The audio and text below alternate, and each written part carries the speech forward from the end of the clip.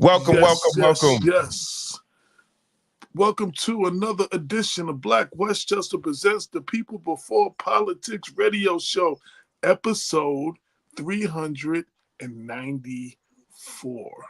We are 6 episodes away from the 400th show, and we're Yes, coming on yes. our 10-year anniversary. Now, today's show is going to be crazy. We got a guest coming on, going to talk about a topic.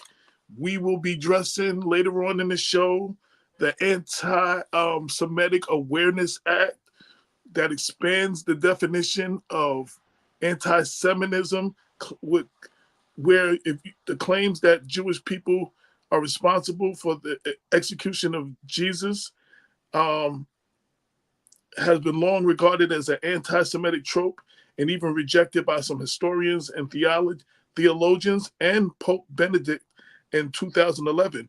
But the controversial bill would literally deem the Bible anti-Semitic and illegal. We will be Exactly. definitely getting into that later on in the show. So a couple other topics, but before we do that, I want to shout out, you see I got the Knicks hat on. My New York Knicks made it out to the Eastern Conference semifinals for the second year in a row. They will be facing the Indiana Pacers.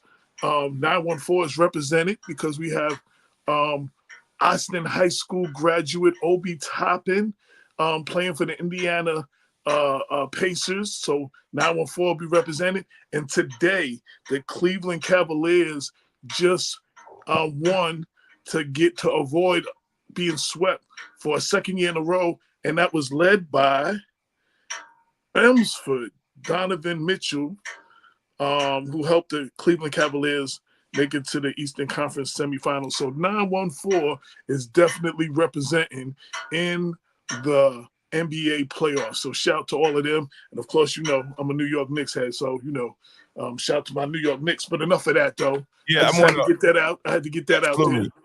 I want to, first of all, give a shout out to Yolanda Jones and the Live Church for hosting that beautiful event yesterday, where we talked about Black mental health and mental health awareness.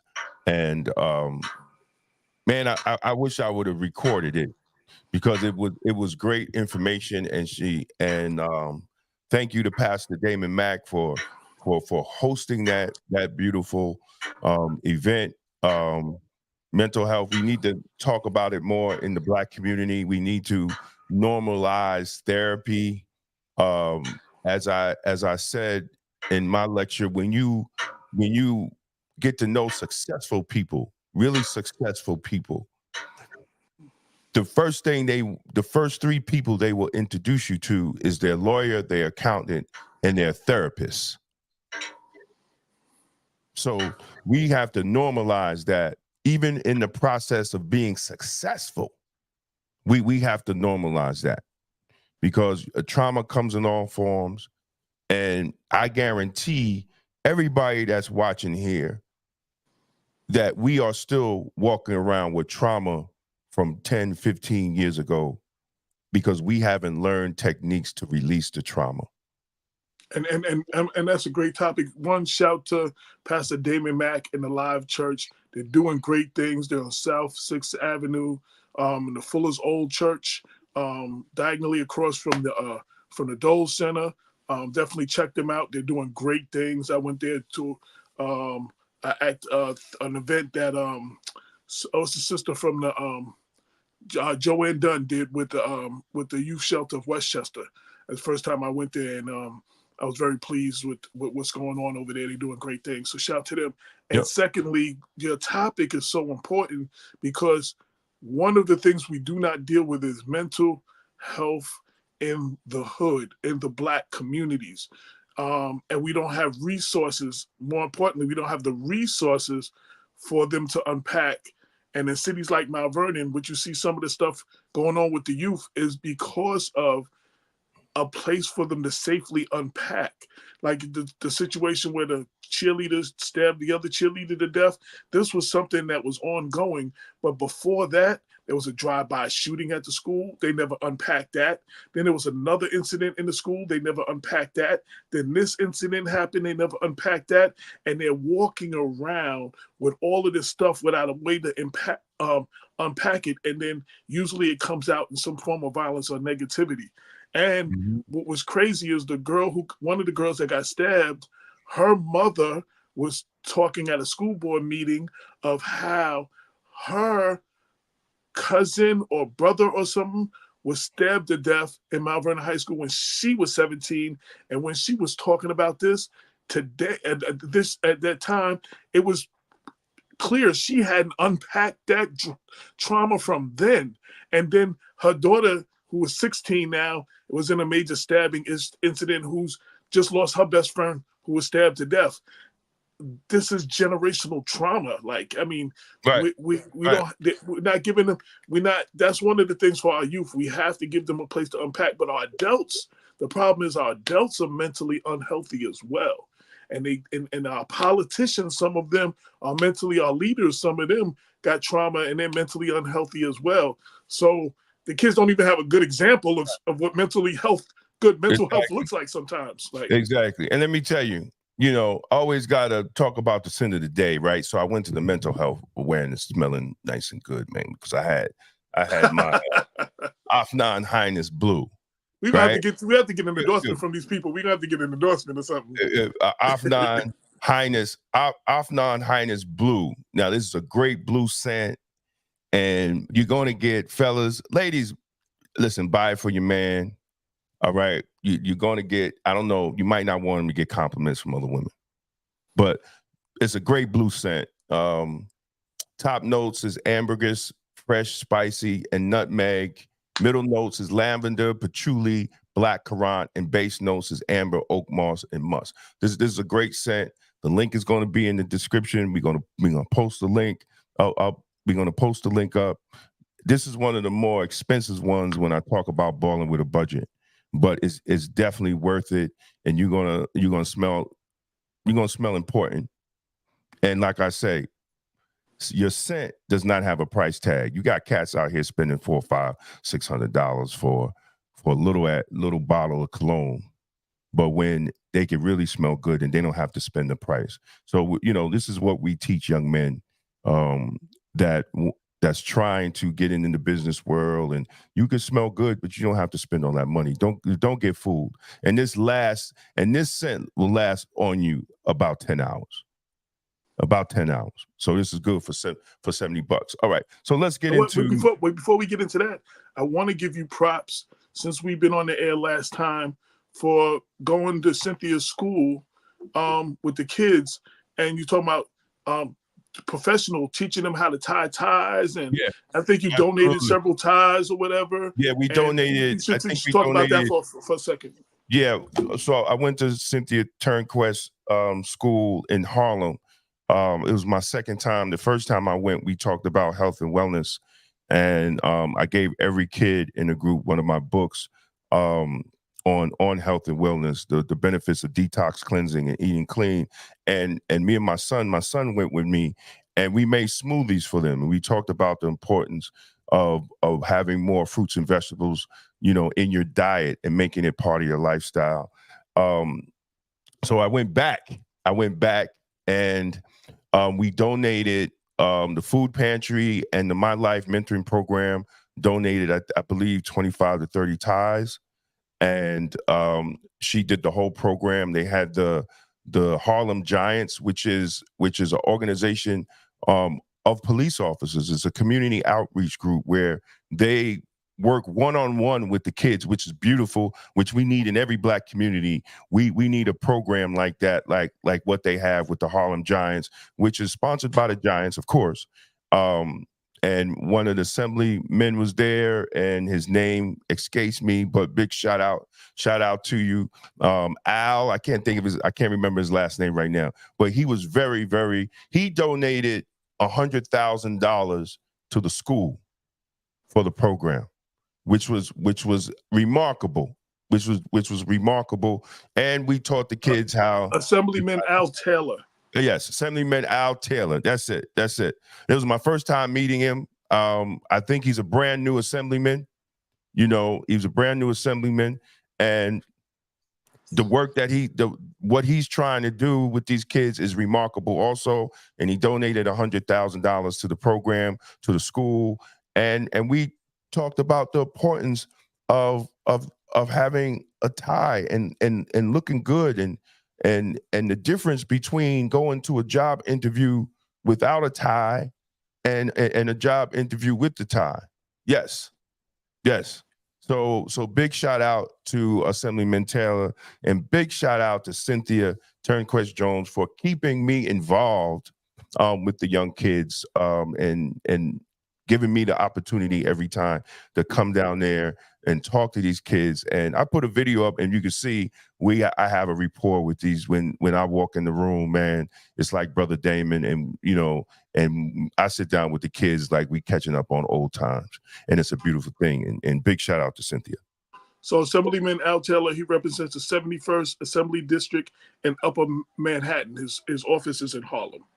So I just want to, so we have that. Right. And also shout to Cynthia for all the work that she does. And she also just did something. She's a school librarian too. She's a librarian, and she believes in she's an advocate for childhood literacy. And I just want to big her up. She's also the first, as we go to the 10-year anniversary coming up soon, and we're coming up on the 400th episode. She was the first co-host of People Before Politics, and she rocked with us for at least the first 100 or so shows. So, you know what I mean? So I want to definitely give her a shout out. Absolutely. So let's get to the guests, man. Yes. Are they here? Yes. Okay. Yes. Okay. I'm about to bring them in right now. All right. So my brother Paul. Secondly, two things before I get started.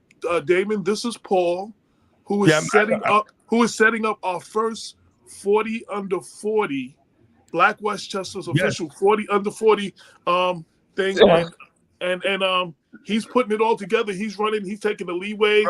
Brother, I thank you. And what we're going to do? I'm allowed to talk about that. I don't know. I didn't know. No, listen, man. Because I was thinking about that when we talked before, and then when AJ coming on, yes.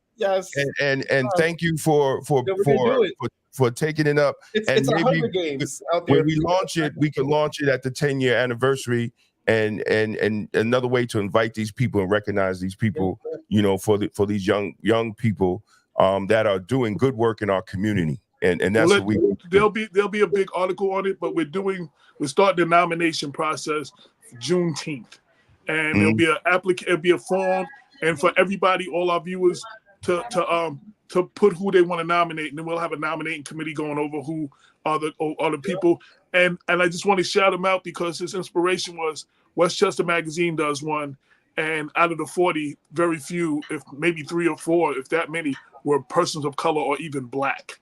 So, we're doing a Black Westchester one to celebrate 40 under 40 Black professionals in Westchester County. And I want to give you a big up. But we could talk about that later, but I just wanted to give you your props. You brought a guest on today. I want you to talk about who your guest is, why you brought them on, and introduce them. She's environmental superstar.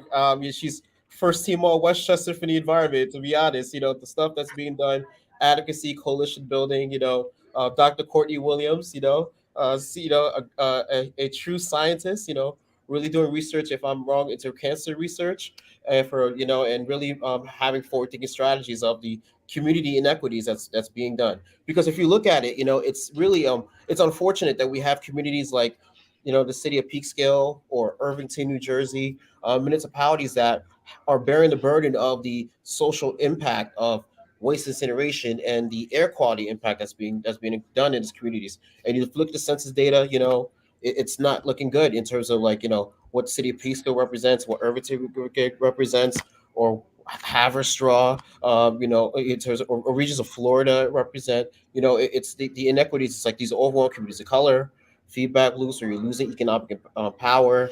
And it's really unfortunate that we have these feedback loops and no one's really talking about them. To be Right. serious about how we're gonna, it's not fair. Like why am I throwing my trash out in New Rochelle and it's being burned in the air in Peekskill? It's not fair, you know. Right. It's not right to be doing this. But I'm happy that leaders like Courtney's out here, founder of the Westchester Alliance for Sustainable Solutions, creating a countywide network of the environmental advisory committees and the community leaders to talk together about forward-thinking strategies to become environmental educators for people in county government.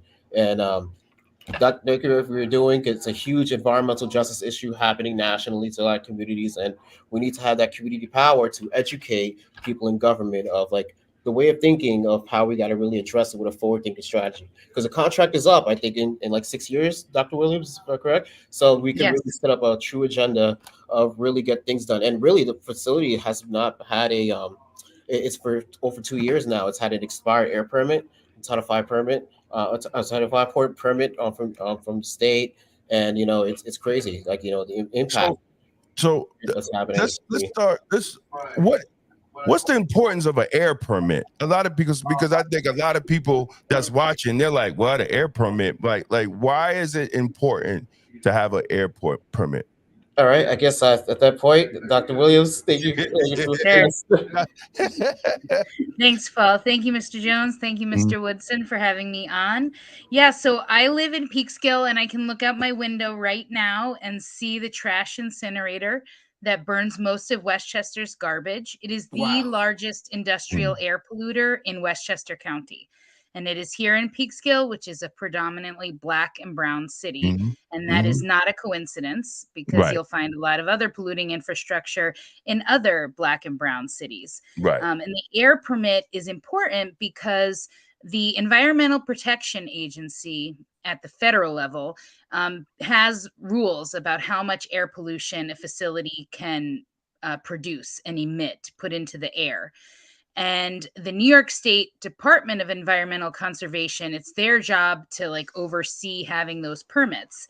And as time goes on, the air quality standards, how much a facility can pollute, those get more and more strict, more stringent, meaning they can produce less pollution. And so we have a lot of air permits in Westchester County that are expired. So here, the trash incinerator, that permit expired in 2021. We also here in Peekskill have a BASF chemical plant. Their permit expired in 2017. Yonkers has the county wastewater treatment plant. That permit expired in 2019, which means things are not getting updated and these facilities are not being held to these more strict standards, which could potentially improve the health of the people that live around these kinds of facilities. Wow. This is stuff that people don't know. So you talked about the permits expiring. What's the importance of the permit? I'm sure I'm learning. I learn mostly from doing interviews and doing articles and from talking to people. I didn't know that there was a need for an air permit, and then that we had permits that have been expired for a certain period of time. Talk about that, the importance of what an air permit is, the importance of an air permit, and what's usually the process of, not letting it expire and getting it, extended or whatever. Sure. So the importance of the permit is that it is when the government regulators get to look at what's being emitted and then set limits. So if they say, this is how much greenhouse gases you can emit, or more importantly for our health, this is how much benzene or particulate matter, the things that harm our health, they set those limits. And that is what the air permit says. It says how much you can pollute. And really, it's saying how many people can you hurt? How much air pollution that could impact someone's health can you put into the air for people to breathe? And so the permit I'm talking about is what's technically called a Title V air permit, which is for major air polluters. There's other lesser permits at a lot of other facilities in the county, but these are just the Title V, meaning the largest sources of air pollution need these kinds of permits. And so the process has usually been just rubber stamp them. Nobody speaks up. Nobody makes a fuss. The companies don't face any pushback. The state faces no scrutiny, and they approve them. And that's why WAS is trying to change that for this trash incinerator, because this thing is 40 years old. The average age an incinerator is retired is 24 years. Really? Really. If this incinerator finishes its contract with the county, it will be tied as the oldest incinerator in the country. Yeah. And so for 40 years, they've put it here in Peekskill. 2 generations of Peekskill residents have been breathing it. We've got high rates of asthma, Wow. COPD, cardiovascular problems, babies born at a low birth weight. And I'm saying the time is up. Like, Right. I am fighting that we should have a lot of scrutiny on this permit, and just I think the state should not allow it to be renewed.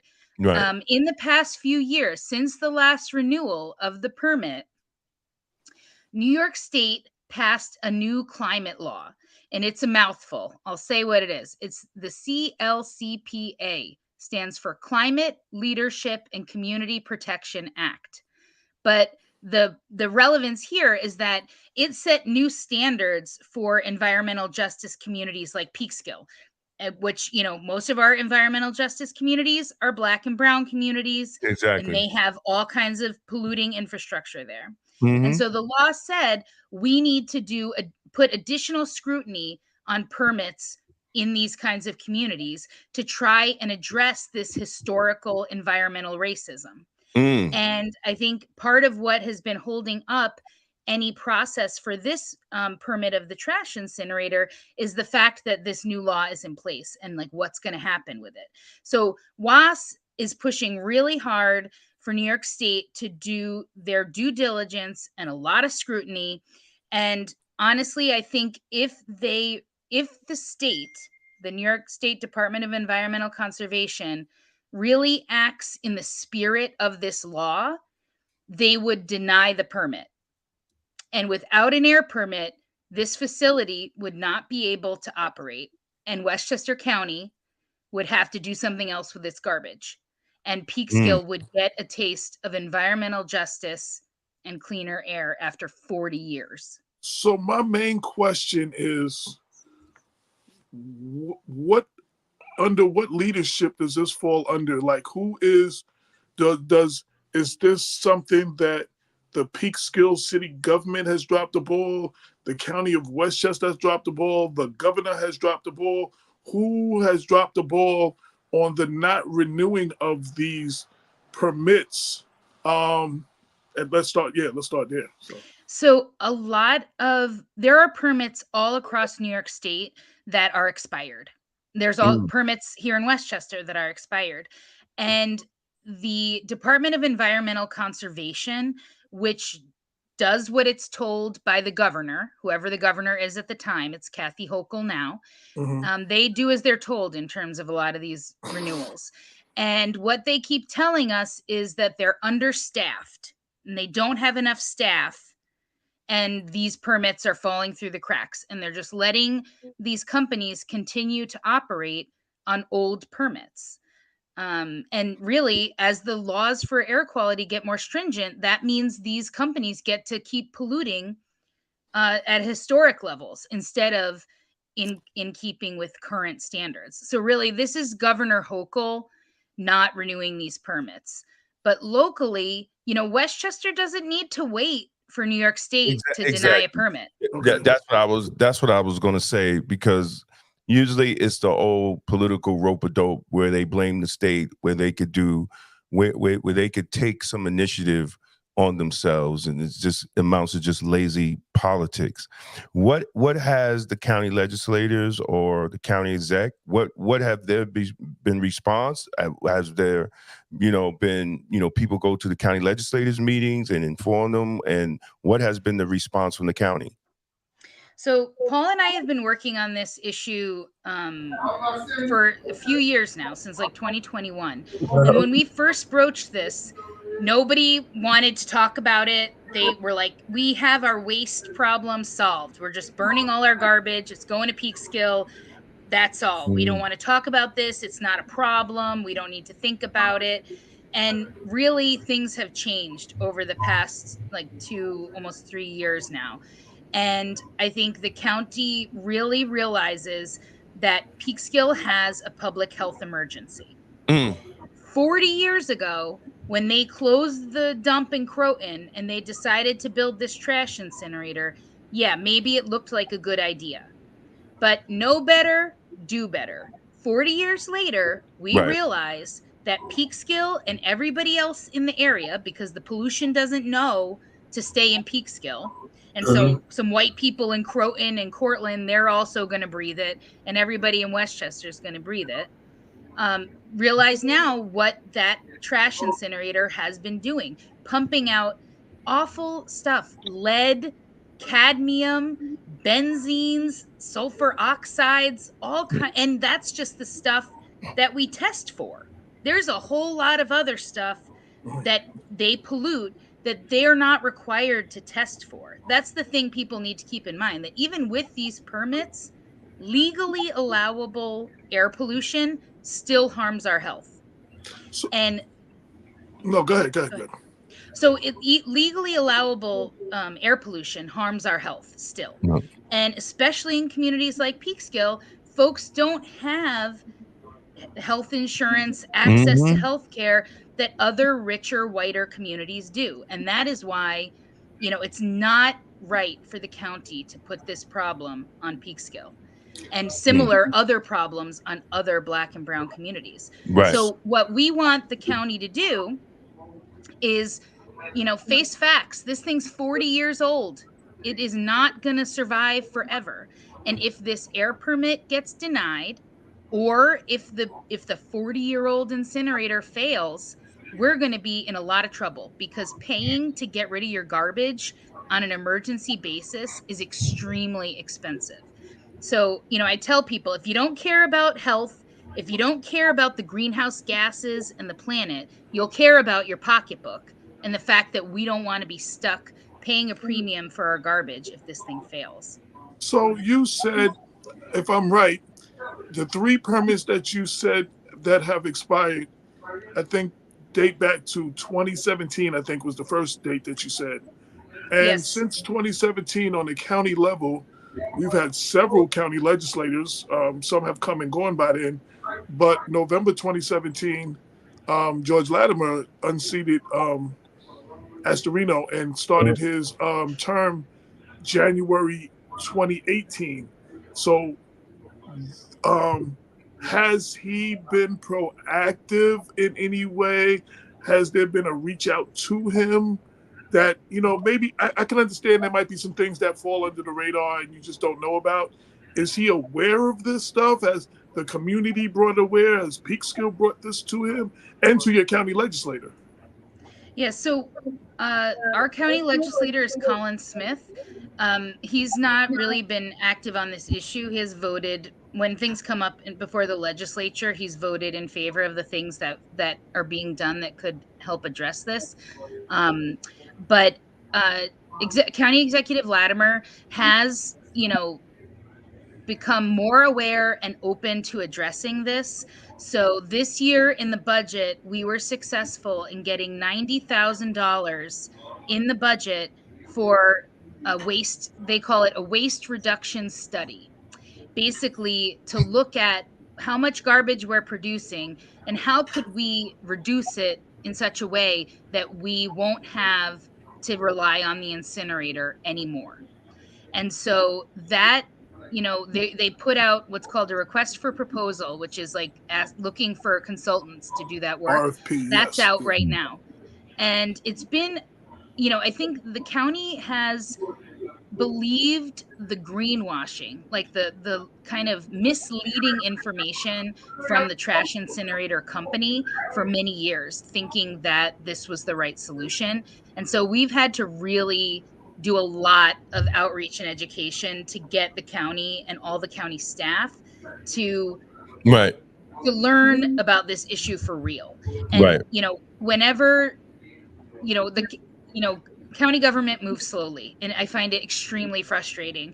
And what I remind our county executive and our other decision makers of is that every delay means another kid with asthma, means another elder in the emergency room, means another infant born at a low birth weight.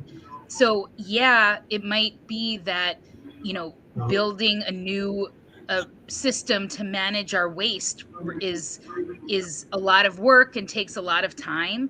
But from where I sit here in Peekskill, it's a health emergency, and we need to act like it is, and keep in the front of our minds that people are being hurt by our inaction. And, the county could do more.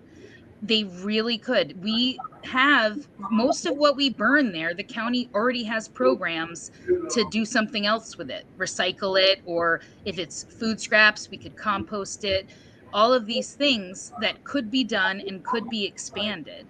And so, we're working to really make sure that County Executive Latimer and the rest of the Board of Legislators know, like, we are watching. We are going to keep the pressure on until this environmental injustice is corrected. And I told the county executive, I said, I'm going to be working really hard to get this air permit denied.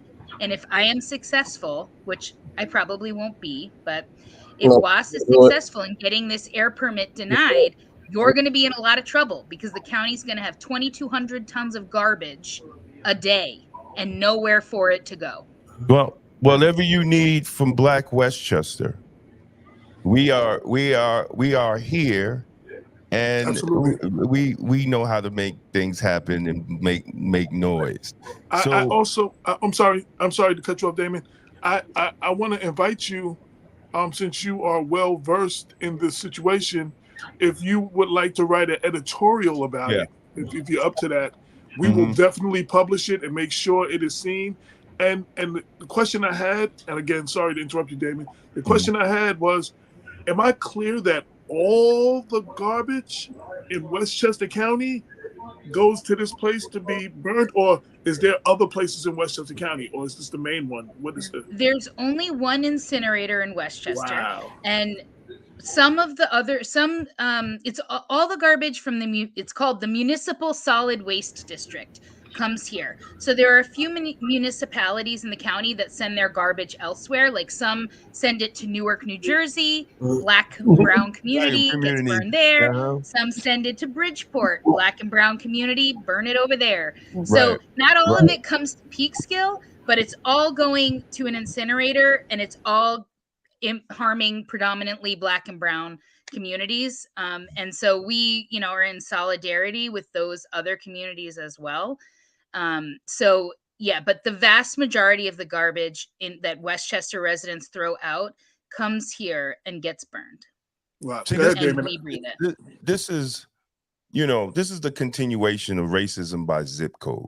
And it's sad to even see, even with garbage, right? Even how we deal with garbage, there's a racist tone in how we even deal with that. And then the effects of our health, right? And then what happens? You get cities that don't have great healthcare systems, and we wonder why, the lifespan of people of color and poor people are so low, because it's systematic on what you're doing to us in our communities.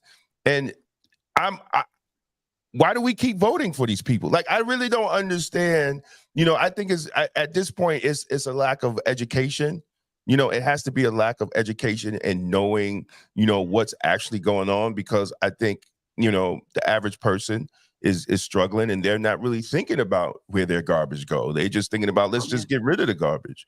But Yeah, when I you never knew that. I never even thought about that. and the things that you said today, I'm like, yo, this is crazy. Like how do we even, and knowing it's expired and nobody's doing anything and nobody is saying anything, and these are the people that's supposed to represent us.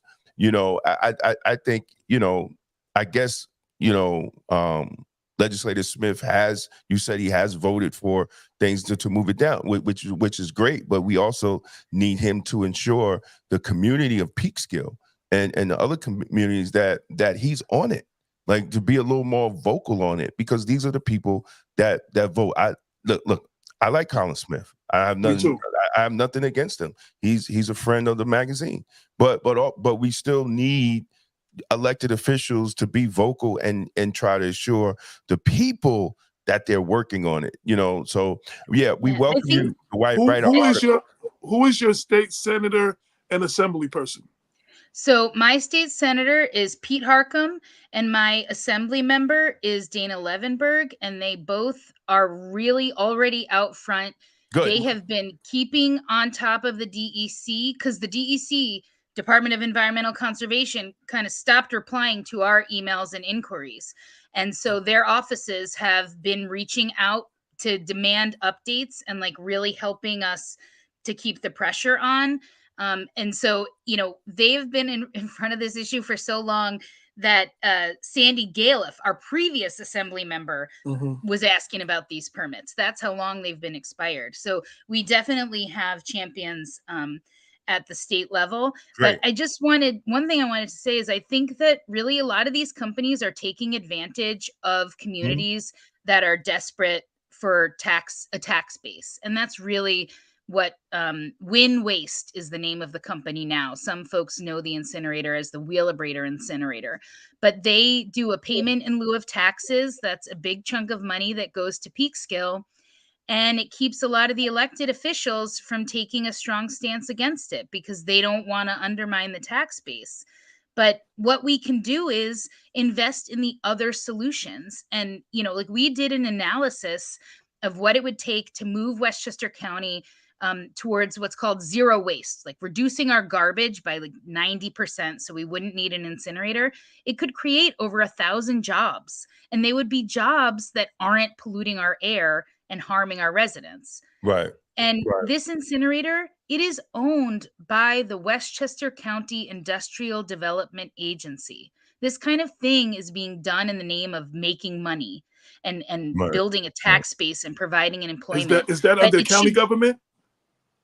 It is like the members of the Westchester County Industrial Development Agency are appointed by the county government, but they're political appointees. Right. And so they're really making really making the decision to exchange Black and brown lives for tax money. Yeah. And, my census tract where I live right now, we have a higher environmental burden than 98% of the census tracts in New York State. That is how much polluting infrastructure is here. And I am lucky, right? I'm on here. I am a white lady. I have a good job. I have healthcare. I have, stable housing that I can afford. A lot of my neighbors do not have that. Right. And that makes them much less able to cope with this kind of pollution. And, that's why we need folks who have the bandwidth to take up this fight to do it, because a lot of my neighbors working 2 jobs, having trouble paying the rent, putting food on the table. They don't have time to volunteer. They can't take time off work to show up at a meeting with an elected official. We need our decision makers to do the right thing because it's the right thing, not because everybody's taking time off work to go, meet with them during bankers hours, Right. Absolutely. Right. What is your local government, mayor and city council of Peekskill on all of this? Are they pushing the buttons? Are they doing? No. Nope. They're not speaking up about it. They're not taking a stance. I think they're happy to have the funds. One of our councilmen was in the planning department when this incinerator got built. And when WAS launched, the local paper, the Peekskill Herald, did an article, and he said it's the right thing to do for our garbage. And I'm like, 40 years later, that's still the best solution? I don't think so. I'm not driving a 40-year-old car. Very little I do now is the way it was done 40 years ago. And it shouldn't be this either. We can do this without hurting the health of, Black and brown people. I welcome, if Chappaqua or Scarsdale or Pound Ridge, if they want a trash incinerator, let's build it over there. They wouldn't allow it. That's not happening. The Clintons and Martha Stewart don't want it in their backyard, but it can be here in Peekskill for us to breathe. Mm-hmm. I just want to invite you to utilize us as a soundboard to get the word out. So please, any editorials you want to write, complete with data and charts, whatever you have, we need to get the word out about this because, again, I'm personally speaking, I never knew this. So Paul brought it to my attention maybe a month or so ago or a little longer. And what I'm hearing now from you, I'm literally hearing this for the first time. And I think that I'm probably more informed than a lot of people in my community. So if I don't know, I guarantee you a lot of our listeners in Westchester County have no idea none of this is going on. So we need I moved to Peekskill, I didn't know what it was. I didn't know it was there. It was through other environmental justice work that I found out about it. And it's the same story over and over again. It's always Black and brown communities that face this stuff. And Peekskill has a huge burden of it. Yonkers does, Mount Vernon, but it's always the communities with folks that have the least bandwidth to keep track of it all. And why does it take people, why do I have to spend my Sunday evening discussing trash incineration? Can we not just do the right thing to keep people, planet healthy? Exactly. And closing, is there a website for people that are hearing this and may want to find out more about this? Is there a website? And secondly, I like to leave, we bring up problems, I like to bring up solutions. What can the average listener, resident of Westchester, do about this? What, if they want to get involved, how can they help? Sure. So we do have a website. It is waspeekskill.org, WASS peekskill.org. And the thing that folks can do is to get involved is to join our Zero Waste Task Force.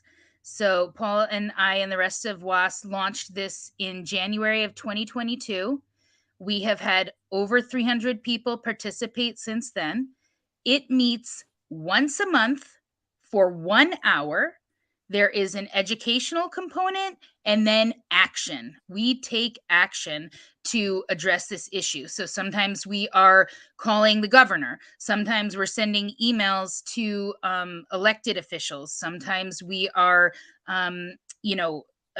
sending letters to the editor, things like that. So there's always an action component. Gets it all done in 1 hour. It meets the second Wednesday of the month at 7:30 on Zoom.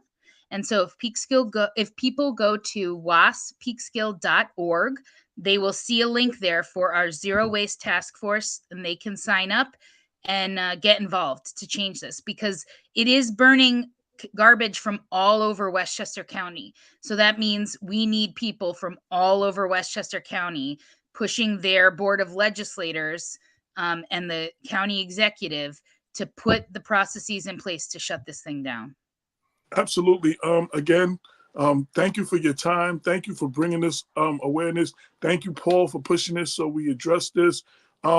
Please, again, invitation for editorials. And also, anybody in your organization wants to write letters to the editor.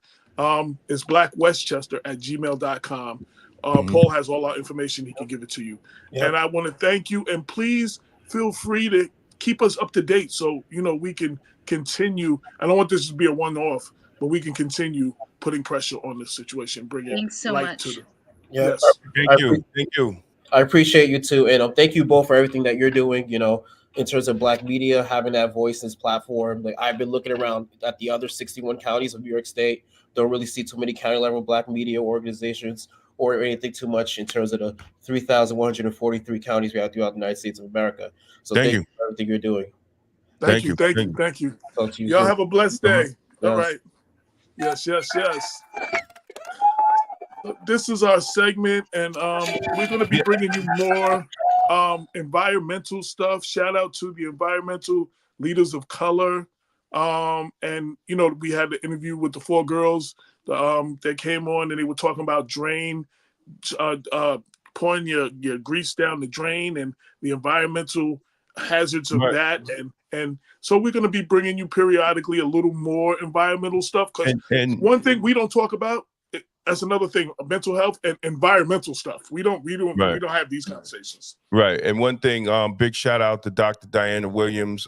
She had a graduation yesterday, co-sponsored by ELOC, TRC, and Con Edison at the Westchester Community College in Mount Vernon, with 25 high school students participating in the first annual Technology and the Environment Advanced Computer Classes for high school students, right? So over 35 students, family members were at the attendance, you know, and they're doing great work, man. Big shout out to Dr. Diana Williams. Give a yes. Hope everybody's hearing that. So we're definitely shouting that out. And on LinkedIn, my brother Mike Hannon, he said he's been living in Peekskill for 20 years and didn't even know this. Wow. See, and that's the point. Like I'm saying, right. If you don't, the people in the Peekskill don't know it, the rest of the Westchester doesn't know it. Exactly. Real quick, I will always encourage people to be engaged in their community. And I'll do this real briefly. Politics is a participatory sport. Whether it's environmental issues or whatever the issue is, you, the registered voter, you, the resident, have the responsibility of engaging with your elected officials and pushing the matters that need to be pushed in your community. This Wednesday, May 8th, Yonkers is having a town hall meeting to address the concerns of the community at the Neppahan Community Center from 7 to 9. Now, all my Yonkers people out there that call Black Westchester and is always complaining about either what the government's not doing or what's wrong, this is your place that you need to be at the Neppahan Center, and let your voice be heard. Shout out to the Colemans and Keisha Skipper and the NAACP in Yonkers. But this is where you need to go. And for everybody listening, you need to be going to your city council meetings, your county legislative meetings, your school board meetings, and you need to get involved and be engaged with your elected officials and hold their feet to the fire and bring them the issues that you're concerned about instead of just complaining. And you call us for us to do something. There's a whole lot that you can do. You voted for these people. They need your vote to stay in office or to get in office. So you have a responsibility as well. And I just want to put that out there. Absolutely. So we're gonna move on to the next subject. Absolutely. WCA, right? Yeah. Hold on a second. I'm trying to pull up the article here. And for all of y'all that tuned in for the topic of the day, we will be getting to that. Dealing with the AntiSemetic Awareness Act. Right. We will be dealing with that. So stay tuned. So, you know, as a lot of people know, I just retired last August, and me and AJ are members of WCA. Yes, you could have members in law enforcement, and you could have civilian members also. Because we both knew the importance of having an organization of officers of color. One thing that has been in past meetings over the last three years, you know, the double standards on how women are treated, and especially Black women up at the Westchester County Jail. I hold no bones about it. I've sent many women of color to the EEOC to make complaints. And since, COVID, EEOC is very slow. And for advice for anybody who's watching this, don't go to the county EEOC. File with the feds. That's almost asking police to investigate themselves. But file with the feds if you feel that your rights are being violated, especially because you're a woman or a Black woman. Don't file with the county, file with the feds. And it's nice people, work with the county, but it is what it is. We're talking about transparency. We're just even when getting a civil rights attorney to handle certain things like that, you should get an attorney most likely outside of Westchester. Right. If you can't get Mayo, right, you get an attorney outside of Westchester County. Right. If you can't get Mayor Bartlett or Randolph Scott McLaughlin, get an attorney outside of Westchester. I'm keeping it 100. Get an attorney outside of Westchester. If you can't get Randolph Scott McLaughlin, right?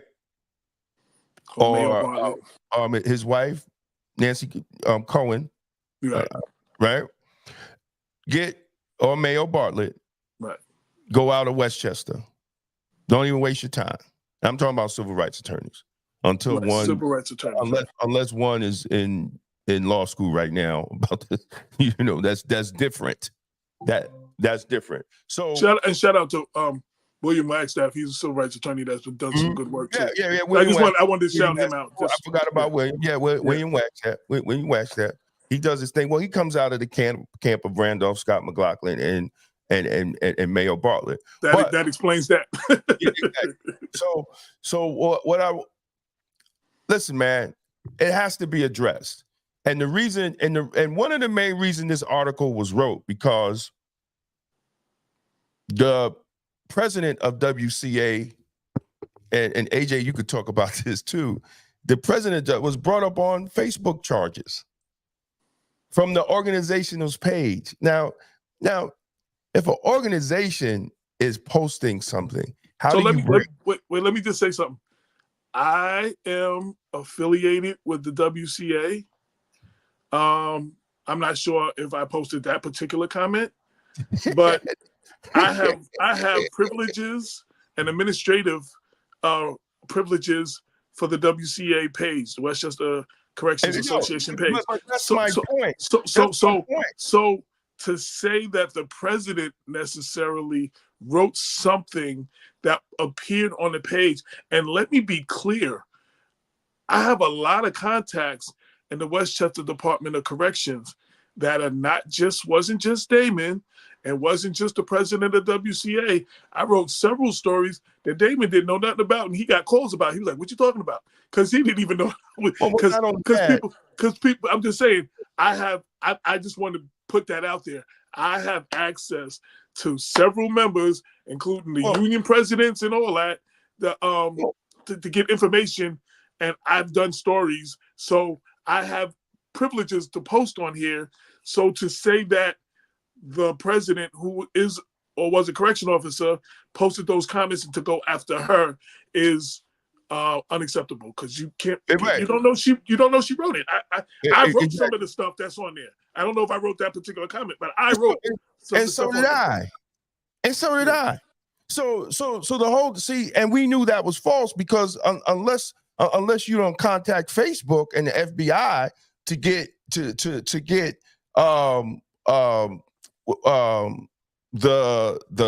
computer transcript or the records. No. What's the computer tag? Yeah.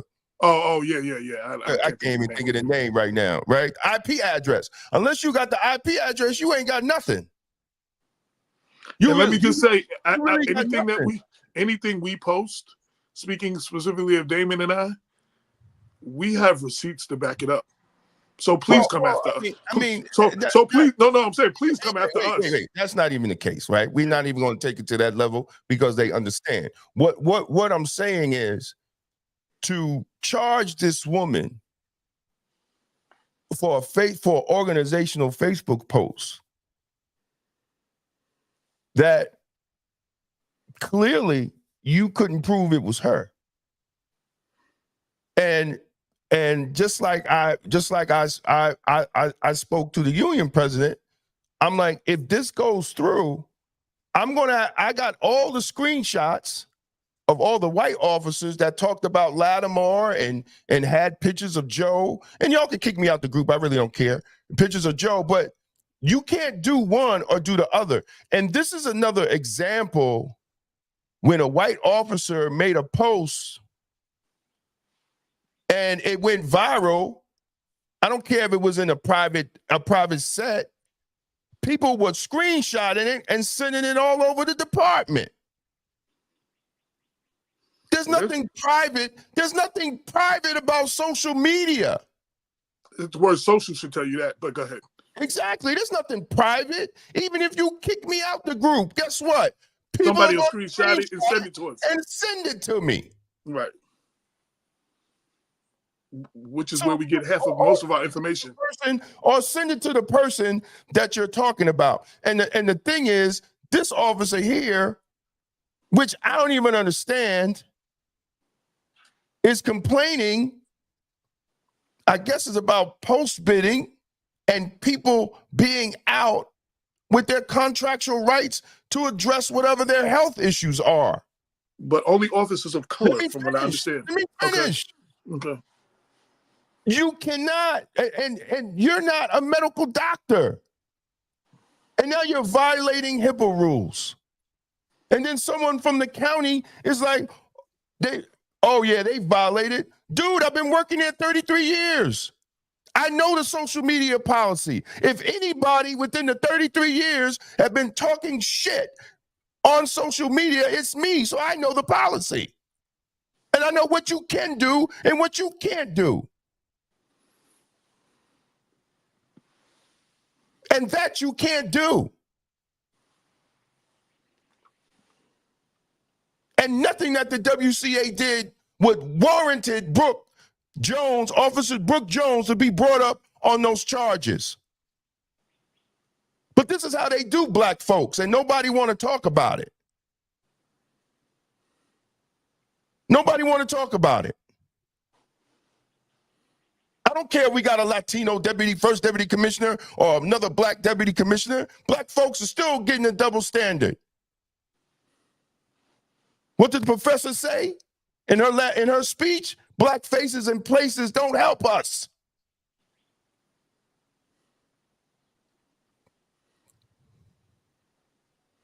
So now we at this point. And yes, WCA put out a statement to make sure Joe Spano bring this officer up on charges, because the officer that he mentioned, they all were officers of color. That's what I was saying. Yeah, that's what I was saying. And that's unacceptable. That's totally unacceptable.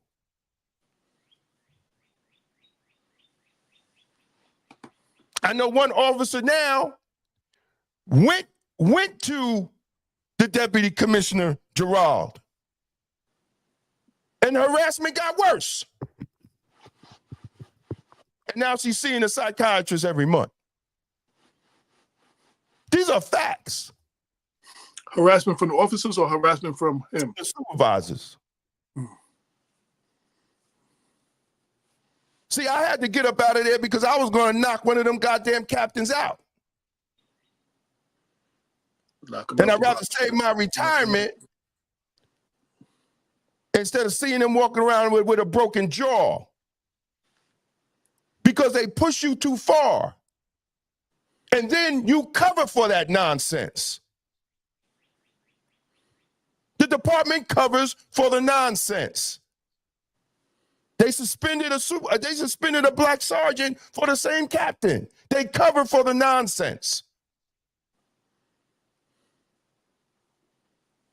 When you have constant people giving you stories and trying to come to you for help, then why don't you look at the person? You need to get that man some help.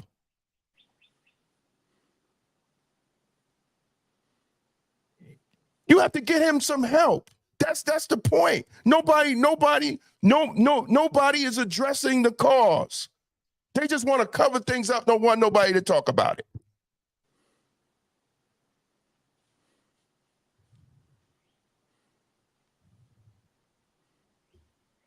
So that's the problem. So yeah, that officer needs to be brought up on charges. And there needs to be some more accountability on how y'all treat people, especially black people. And then you want the person to write, oh, well, write them up. How you go? Well, hell, the female officer went to the deputy commissioner and she got more harassed. So what does that point? Well, what did that prove? It proves nothing.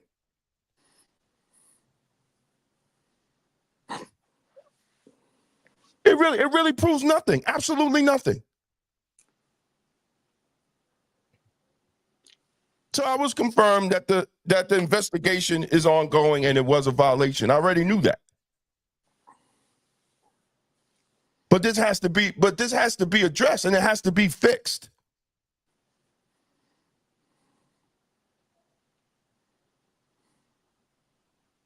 Instead of and you need to talk to your supervisors on how they talk to people. Correction officers work in a job that's highly stressful. And you never know what's going to happen one day.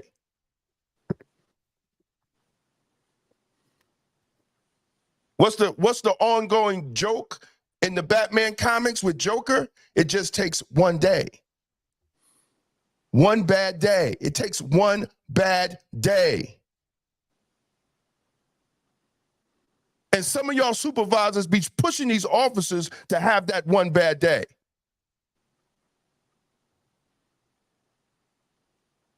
Which is backed by the department because they don't check these supervisors.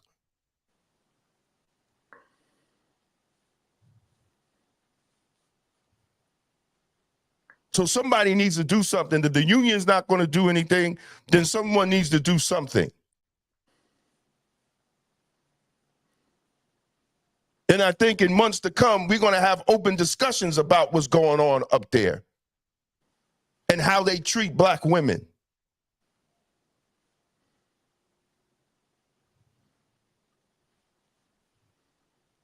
Because it needs to happen, because it needs to change.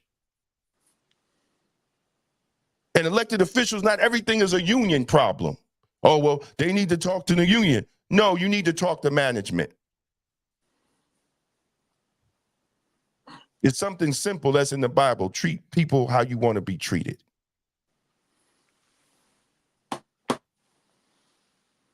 And if you can't do that, then you shouldn't be in any type of power position over no 750 officers. Straight music.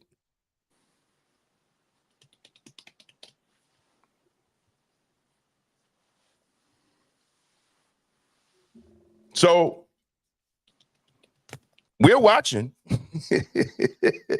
you know, and then people are like, well, what you talking about before you retired? I'm still a member of the organization and I can say what I want to say. I said it when I was working there and I'll say it here. Especially, especially when it affects people that I worked with over decades. And as the publisher and editor of Black Westchester, it's our job to address stuff like that regardless. I ain't never worked there, but that's the job, to shed light on situations like that. So that's why we're talking about it. That's why I wrote the article. And since nobody else is doing anything about it, and many of y'all and the ones that's criticizing work there.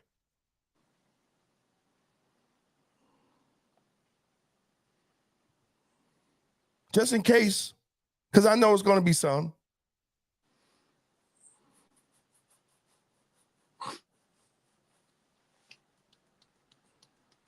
Many of y'all got my number. You got a problem, you can call me. So let's move on to the next subject. Yes. So as I started out the show, there is a new Anti-Semitic Awareness Act that expands the definition of anti-Semitic.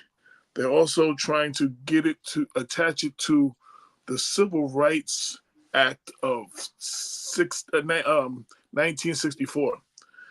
So there's a bunch of different definitions, and one of the definitions that they include is claiming that Jewish people are responsible for the execution of Jesus Christ of Nazareth by the Roman authority. It has long been regarded as an anti-Semitic trope by many, even been rejected by some historians and theologians, and Pope Benedict in 2011. But this controversial bill would literally deem the Bible anti-Semitic and maybe even illegal if it's a bill. And before you say I'm jumping off the roof, if this is a bill passed, it passed the House, and if it passed the Senate and it's signed by the president, it will be law. Remember that? Back in the days, I'm just a bill, I'm only a bill. That's how bills get, like, you know what I'm saying? Right now, it's just a bill. It's only a bill sitting on Capitol Hill. But if it gets passed, it will be a law. So what I want to know is, for every church that teaches the story of Jesus during Palm Sunday, Passover week, the Holy Week, and Easter, tells the story of the death of Jesus. And Mel Gibson covered some of that in The Passion of the Christ and caught a lot of flack from the Jewish community. But one of the examples, because before we get into opinions and stuff, I wanted to get to what the Bible actually says about this. In Acts 3, Peter and John, who ran with Jesus, his disciples, there was a crippled man from birth that was carried to the temple gates called Beautiful, and he would be there every day begging from everybody who gets in the temple. And they healed this man in the name of Jesus Christ from Narrative. He jumped to his feet and began to walk. There was a problem, and chapter 4 goes on to talk about the problem that the government had with them healing this person, and they asked him basically, and so we know who we're talking about. We're talking about the priest, the Jewish priest, the captain of the temple, who is Jewish, the Sadducees, who are Jewish. They came up to Peter and John while they were speaking to the people. They were greatly disturbed. This is Acts 4. They were greatly disturbed because the apostles were teaching the people and proclaiming Jesus, the resurrection of the dead. They seized Peter and John, because it was evening. They put them in jail to the next day. Many who had heard the message started to believe, and the numbers of men grew up to about 5,000. The next day, the Jewish rulers, the Jewish elders, and the Jewish teachers of law met in Jerusalem. Annas, I don't know if I pronounced it right, Annas, the high priest, also Caprius, I don't know if I pronounced that as Caiapas, and John Alexander and the other men of the high priest family.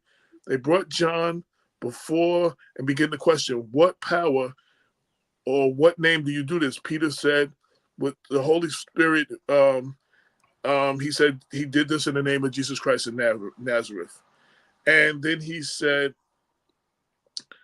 you of the people of Israel, of Jesus Christ, you who crucified him, and all of this, and later on, people blame the Roman government. Not yet. Well, just give us synopsis of the. All right. So the Jewish people have been fighting for years this thing that they were responsible for the death of Jesus, claiming it's anti-Semitic. This bill would make that a law, being anti-Semitic. They say the Romans only did it. But the Romans, Pontius Pilate, who was the head of the Romans, the emperor or the governor or whatever, he wanted to wash his hands of it. He publicly pronounced he saw no wrong with this man. He wanted to actually have him released, and they said stuff like him. According to the Bible, this is all in Acts. This is all in Acts, Mark, Matthew, and Luke, and John, right? So and I'll put this in the scripture in under the article. I mean under the video, so you can look it up yourself. So Pontius Pilate said he saw no right. He said he wanted to release the man. The Jewish people in that were present was yelling, "Crucify him! Crucify him! You are not no friend of Caesar if you release this man. Anybody who claims to be a king goes against Caesar." So they were pushing for him. They delivered him. They were pushing for his execution. They were pushing for the Roman government to kill him. They delivered him to the Roman governor. And even when there's this time of the year where they release a prisoner, they put Jesus up and this known thief, figuring, that's how they get out of it. They'll release Jesus. They picked the thief. Because he was more well known. Right, leading to Jesus' death. Jesus even said to Pontius Pilate, basically, those who delivered me to you have committed a greater sin. So I say this to say, in summary, to say that the Jewish people were solely responsible for the death of Jesus would be historically inaccurate. But it is historically accurate according to the Bible, that is preached in all churches, that is preached not just black churches and white churches too. They celebrate all of this according to their historical fact. The Jewish people were partially responsible, and they were involved in the death of Jesus Christ. They disowned him. They led him to the Romans, and they pushed the Romans to crucify him. So now, if you pass a law now, and you make this a law to say you can no longer say this, and it is anti-Semitic, does that deem the Bible to be anti-Semitic? Yes. Will that deem the Bible to be illegal? Yes, it's not. Would it be? The law is what it is. This is not any type of questioning, because if you read what they're following, they're following the International Holocaust Remembrance Alliance. They're following their definition of anti-Semitic, which is totally false, because Semitic people are people of color, are Arabs, are Africans. So this is insane. This is insane. For them to even say anything is anti-Semitic. And part of it says the Jews claims that the Jews killed Jesus, right? To characterize Israel or Israelis. No. This is how they're framing the definition of anti-Semitic. So yes, when you look at the passages that you read and you look at the passages that you talk about, AJ, yes. But I brought that up a while ago. Even Minister Farrakhan talked about that years ago, that there were going to be a point that they were going to say that the Bible was anti-Semitic. And now they're trying to pass a law. And as you said, they're trying to put it in the Civil Rights Act. Are you kidding me? Are you kidding me? And it's brought by Representative Mike Lawler, who's out of the 17th district, right? Who's running for re-election against Montier? Who's running for re-election? Who's running for re-election? And listen, we're black people Christians are caught in a hard place in District 17. Because in one side, you got Mondier, who don't even come into black communities. And then on the other side, you got Lawler, who ain't even letting us pray. Ain't even letting us talk about the life of Christ. Our representatives have got to this point. Is why are we voting? The lesser of the two evils. And let's not forget, this is Mike Lawler's first term, correct? Yes. He's running for re-election. He beat Mondier in the last election, yes. And he's already received $59,801 from AIPAC. And this is an AIPAC legislation.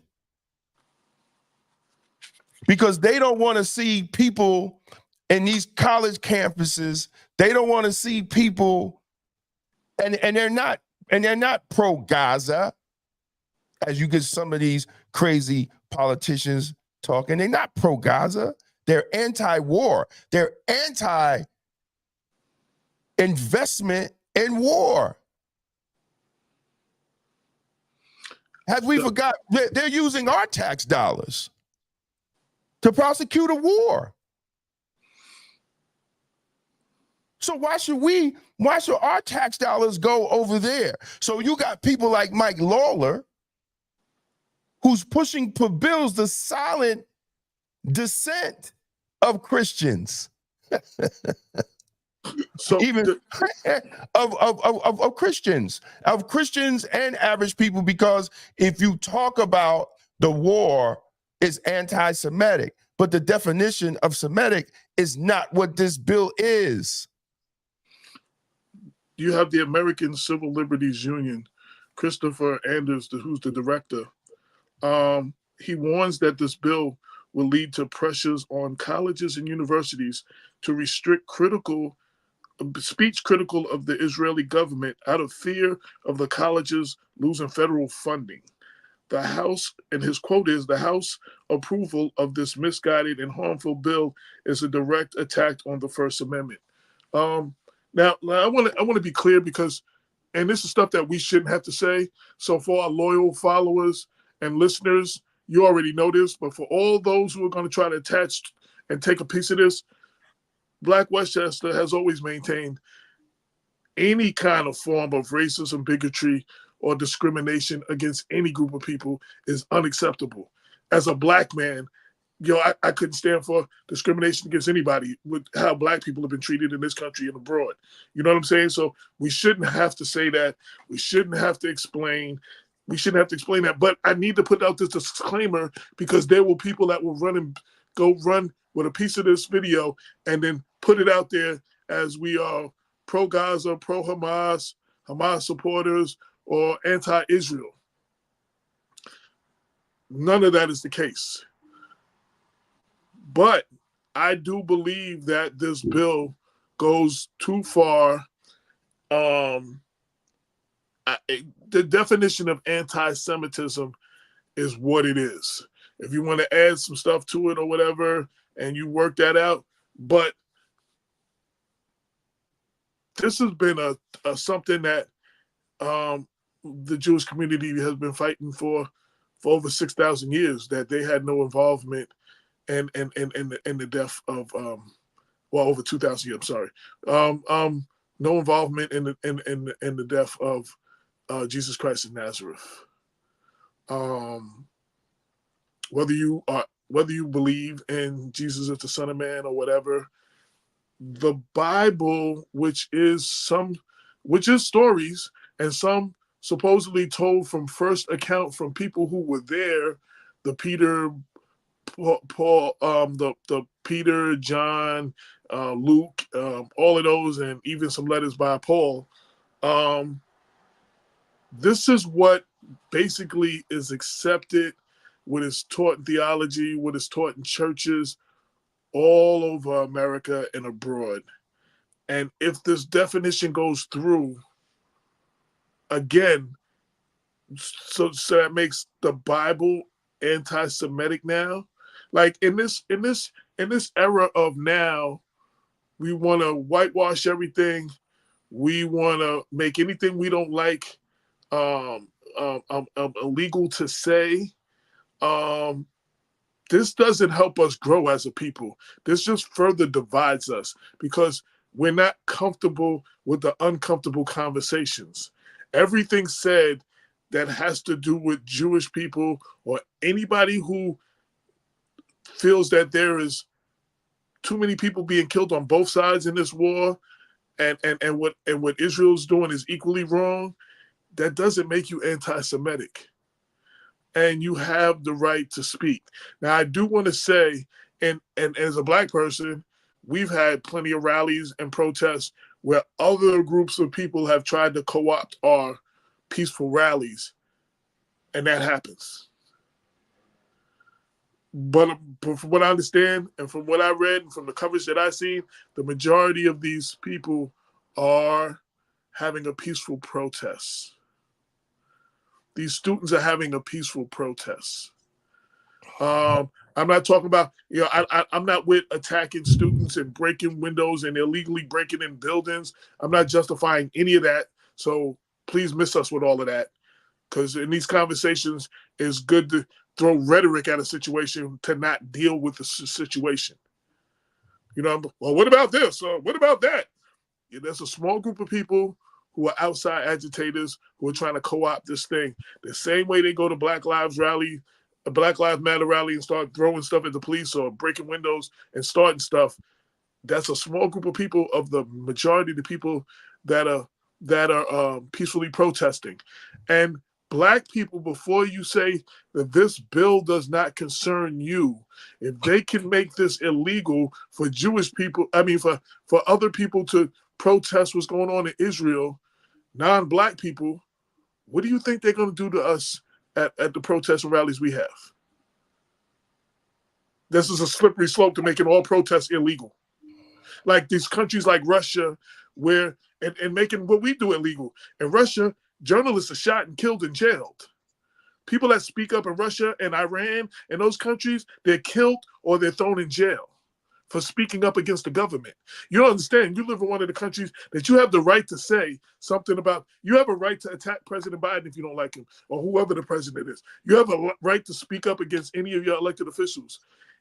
If this is a slippery slope to going to countries like Russia and Iran and all of those where you get killed, because now they passing laws, we getting people in there to pass these little bullshit laws, and then it's illegal for you to do it. Then they can shoot and kill you and throw you in jail for just speaking your mind. So everybody should be greatly concerned about this, not just the people that are being called anti-Semitic. And regardless of whatever your definition of Semitic is, from what I see, there are Jewish students protesting what's going on in Israel. What's being done by Israel, what's going on in Gaza. There are Jewish people, there are Jewish administrators of these colleges, and there are Jewish employees of these colleges. Maybe only a few, but they're taking part in this as well. Are they anti-Semitic too? They're Jewish. They can't speak up against what they see as an atrocity. So that's David, go ahead. I wanted to put all that out there. I think we're in a crossroads with politics on how organizations like AIPAC and corporations influence politicians like Mike Lawler. Right? That's his name? That's his name, right? Lawler, yeah. L-A-W-L-E-R. Yeah, like Mike Lawler, like George Lattimore. It doesn't matter. It could be Republicans or Democrats. These Because some Democrats voted for this shit. Yeah, the majority of them did. The majority of Democrats, where Black people, where we're majority Christians and believe in Jesus Christ, your Democrats that you put in office, voted for this bill to make the Bible anti-Semitic. I want to hear from the pastors on this. I want to hear from the clergy on this. That's what I'm waiting for. Especially black clergy, because we're Black Westchester. But I want to hear from any clergy that represents and teaches the Bible, that teach what is in the Bible. They teach this as a historical fact of matter. And I want to hear what you have to say about this. I have not heard any real pushback from anybody in the clergy, period. And they could have been statements that I missed, then they missed me. I didn't see nothing. I especially haven't heard nothing. We're Black Westchester. I especially haven't heard clergy in Westchester, black, white, or indifferent, say nothing about this. A lot of them probably just finding out about it because they just passed the bill.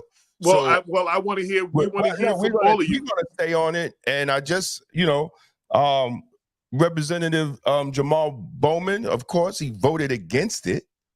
And I just, to bring him on, we'll do an interview with him and show it live whenever his schedule is, to really talk about the impact of this bill, not just on our faith, but on the rights of free speech, because this is, and I had a discussion with a politician. He says, well,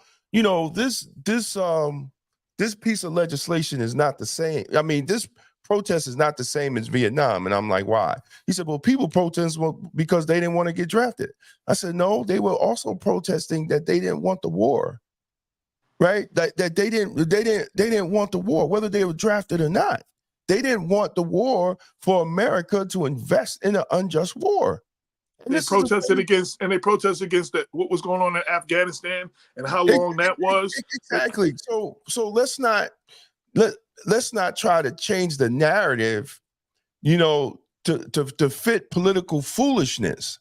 And what's also crazy is that I never thought I would live to see in my adult life where politicians are scared to speak the truth.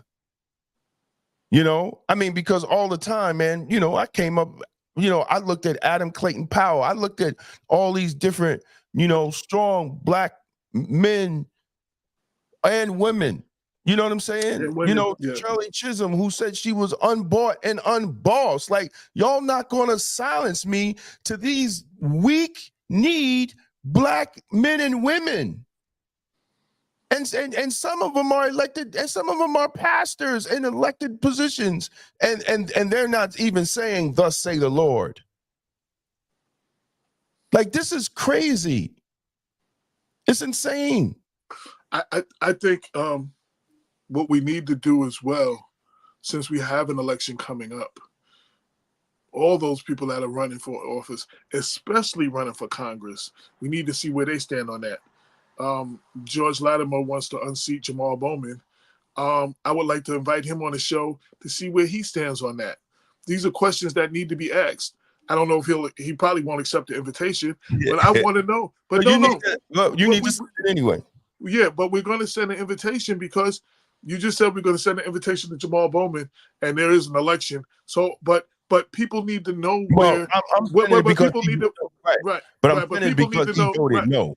Right. But people need to know where George Latimer stands on this, on a bill, on a bill like this, because if he wins, bills like this are going to come up. How are you voting? You understand what I'm saying? What would you do? What are your thoughts on this? How would you have voted if you were currently in Congress? Like, those things need to be asked, because you're asking for our votes. You know what I'm saying? So that should be a question in any debate or candidate forum or any cottage party or, by any media should ask them that. And again, I'm publicly saying here, but I will officially send an email and invite you to come on here. And it's not to beat you up. I don't agree with a couple of things about you. I don't agree with a couple of things about any politician. You've come on here before. We were good when you were running to unseat Astorino. We endorsed you twice. We've covered a lot of your policies. You came on our show to give your year in review and your forecast for the new year. You came on with Andrea Stewart Cousins. You came and sat in the studio with us a lot of times. So I want to give you, because we want to inform voters, I want to give you the same invitation to come on, and I want to know where you stand on this bill. Do you support it? Do you agree? And how do you feel about these expanding terms on anti-Semitic that would actually literally deem the Bible to be anti-Semitic and illegal? How do you stand on that? And secondly, I want to hear from, because when we speak, it goes out. Whether I send you an invitation, you're all going to know about this. So all my black pastors, all clergy period, but especially my black pastors and our communities, y'all all hear when we talk about y'all. When we say black pastors, I get phone calls saying, you're not that pastor we talk about. So all the black pastors, where do you stand on it? Especially the brother who works for the county at the corrections. You were running for the same seat, and you were the pastor of one of the churches, the church in Tuckahoe. What do you feel about that? Because it would be illegal for you to preach this. And you preach about this every year, probably several times a year, but definitely that time, but leading up into Palm Sunday, all of Holy Week, the leading into Easter, and a little bit after, y'all speak about this stuff. Y'all preach this from the Bible. But from now on, it would be anti-Semitic for you to preach that. I really want to hear what you have to say about that. And since you were running for office and you backed out to office, where do you stand? Would you sign a bill like this? Would you have been one of the black people, the Democrats that voted for this? I want to hear from you. I want to hear from the pastors, what they have to feel. And if there's no pushback from the clergy and the elected officials. If there's no pushback from the clergy, we are living in the days in Revelation where, and we are living in the days where Jesus is going to say, I don't know you. And that's in the Bible, when he's going to deny those who claim him. And this is your test. This is your test. Those that claim him, this is your test. Are you going to stand up, or are you going to punk out?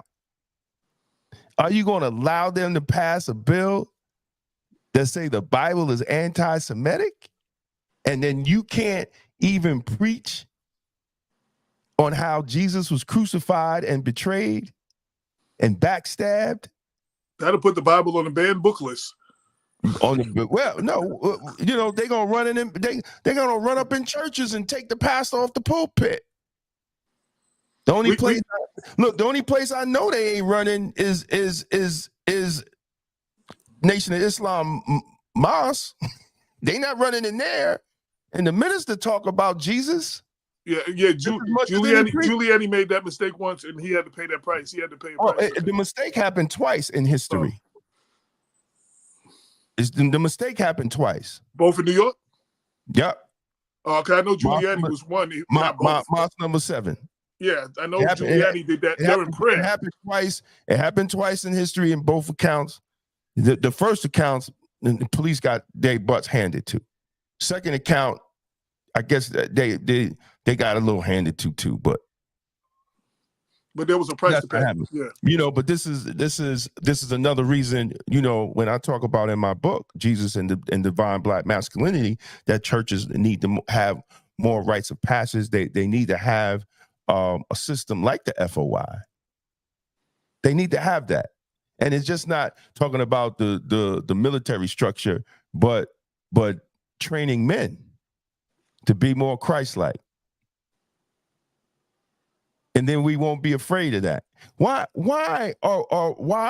is black people, the only our religion, when we follow Christianity, we always worried about what the government is doing.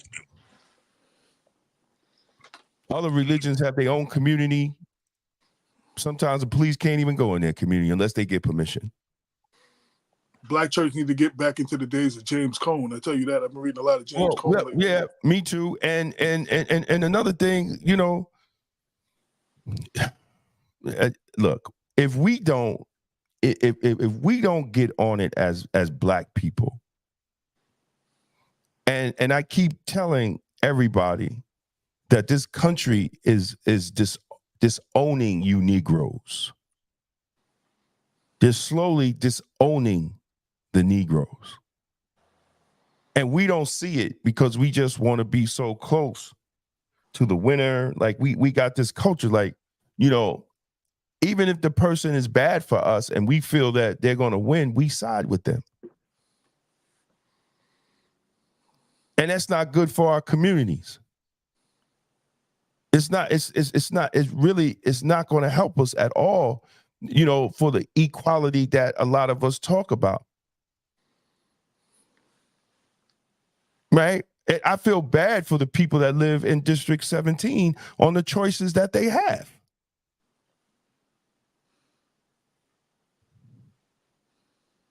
And it's amazing that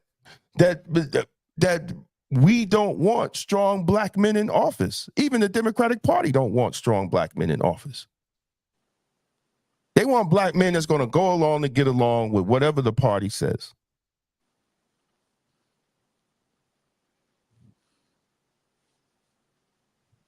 And that's not good for our community. It's not good. It's not good at all.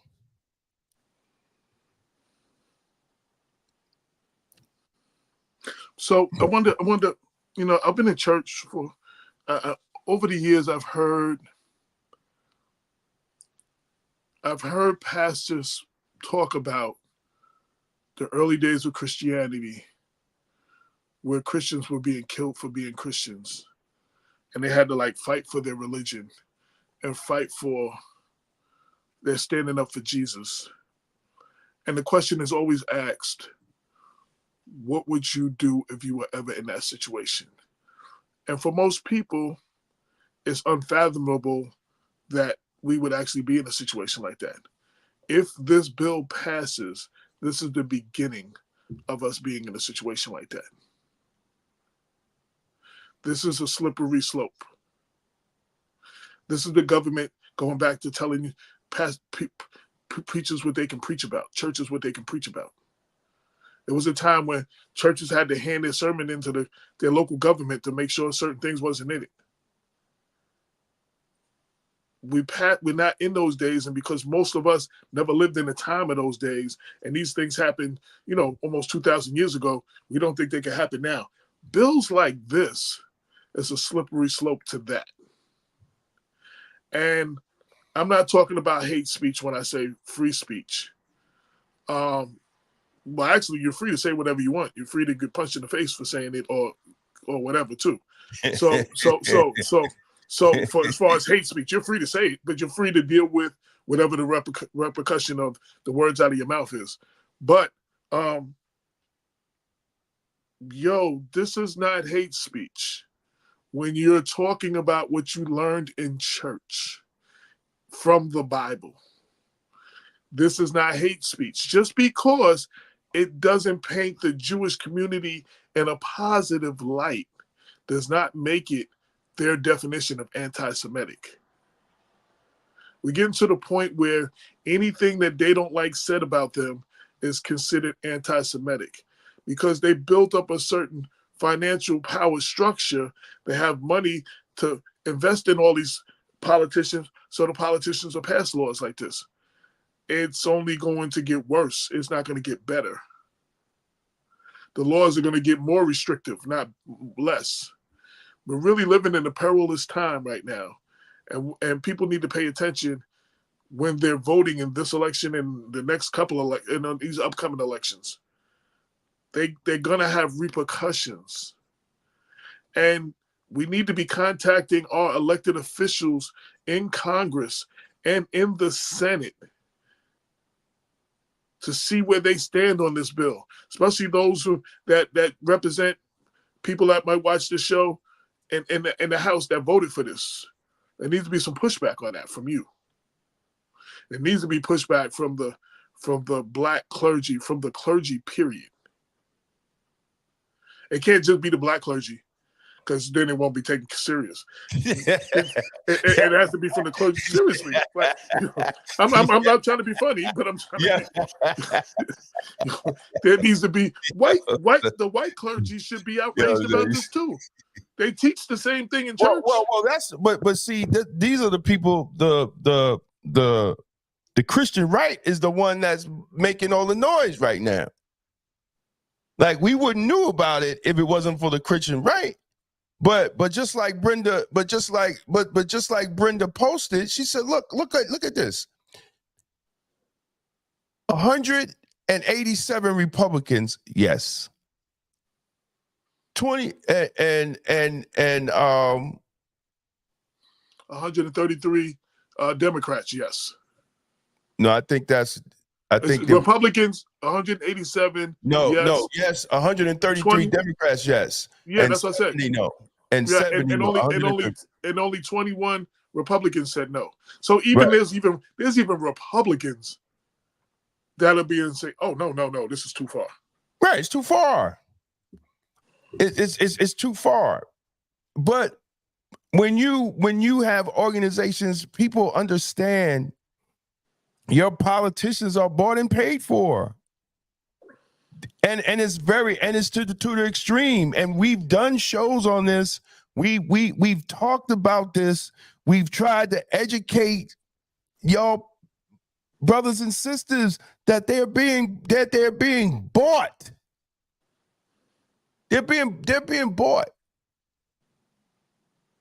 And people need to wear. Let me tell you something.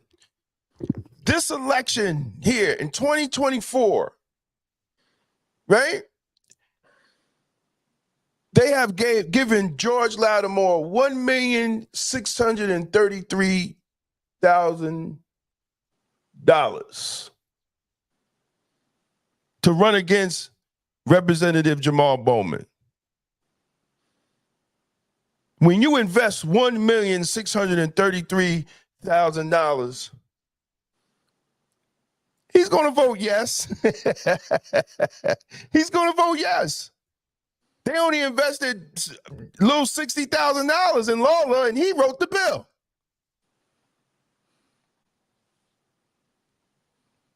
APAC. If y'all don't believe me, go on to opensecrets.org. They list everybody that get money. And right now, the 23-24 election cycle from APAC, Lattimore has gotten the most money out of all of them.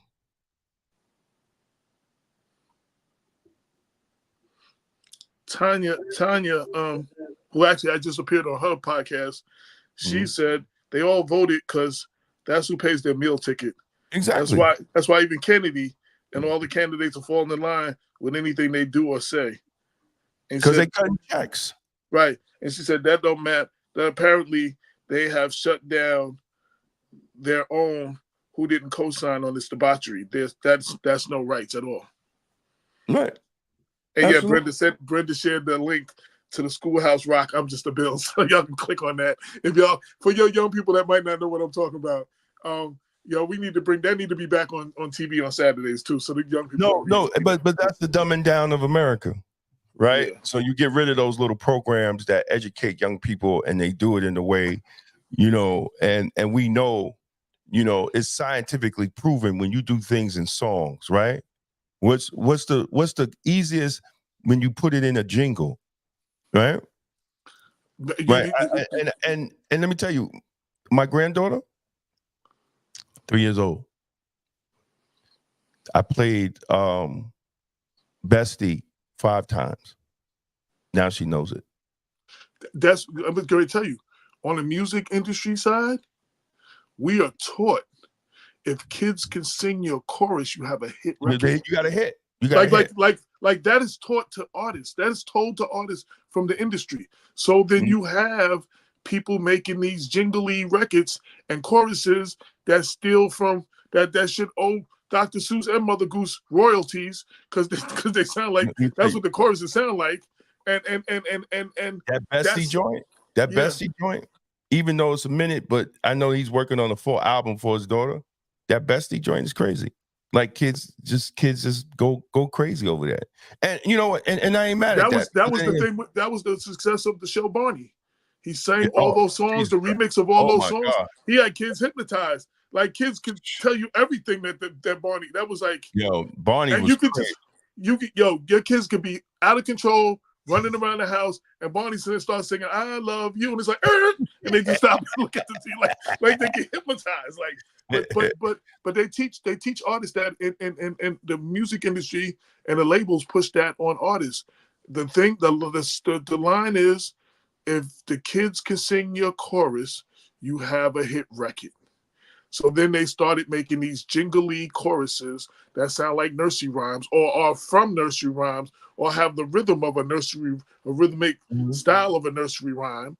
And that's why your kid who can't learn the new math and can't tell you what they learned in science or anywhere else can tell you the choruses of all the top 10 songs being played on Hot 97 and Power 105. And they got videos out. Right.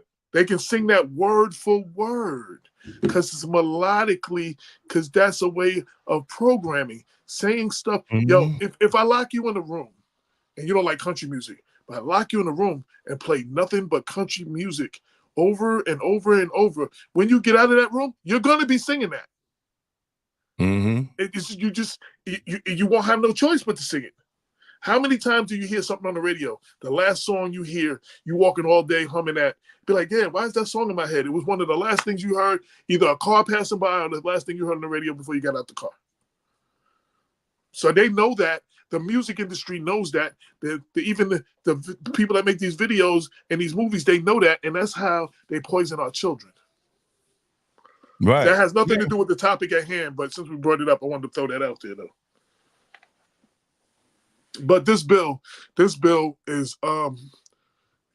Joe, I know everybody didn't hear about it. I know some of y'all are hearing about it for the first time. So what are y'all gonna do about it?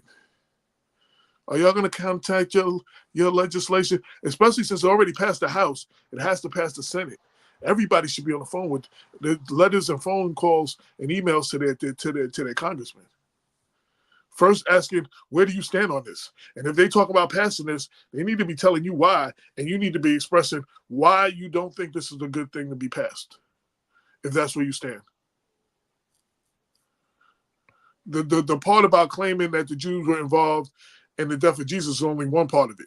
There are several other things in expanding this definition. And if you're going to put things into place without the whole claim of Jesus thing, some of the other things in place, and you're going to pass an anti-Semitic awareness act. Why? And Tanya said this when I was on her show at 4 o'clock. Why are you attaching it to the Civil Rights Act of 1964, exactly. which was about the discrimination and racism against Black people in America, Africans in America specifically? Exactly. This shouldn't even be attached.